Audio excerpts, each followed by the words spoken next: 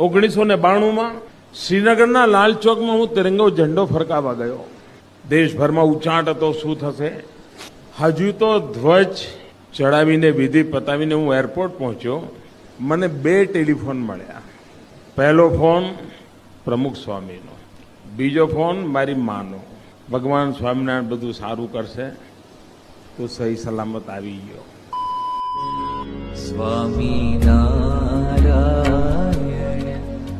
તમારામાંથી ઘણા બધાએ ગુરુ ગુમાવ્યા હશે. મેં પિતા ગુમાવ્યા છે.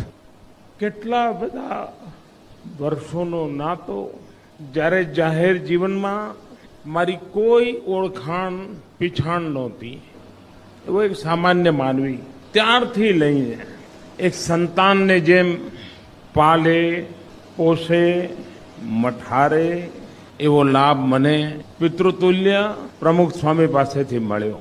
એક પ્રકારનો સમગ્ર સંત જગતમાં, માત્ર સ્વામિનારાયણ નહીં, સમગ્ર સંત જગતમાં રિફોર્મની દિશામાં એમણે પ્રયાસ કર્યા.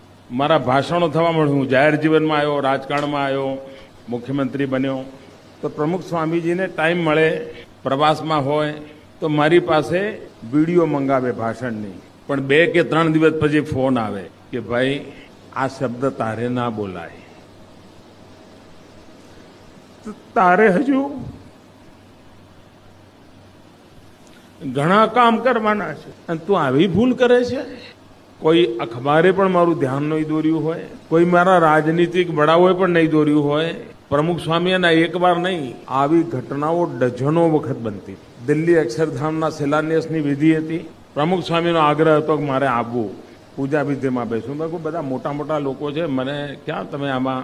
એટલામાં બ્રહ્મવિહારી સ્વામી દોડતા આવ્યા. મારા માટે આશ્ચર્ય. એમણે કહ્યું કે પ્રમુખ સ્વામીએ કહ્યું કે આના ખિસ્સામાં કશું નહીં હોય.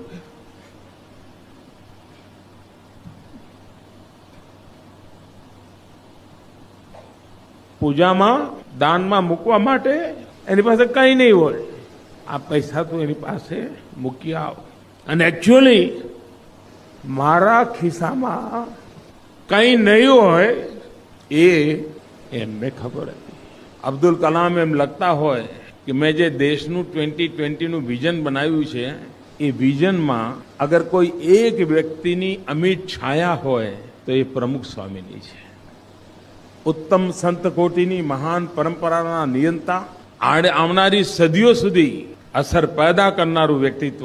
ક્યારેય એમની ગેરહાજરી અનુભવાશે નહીં.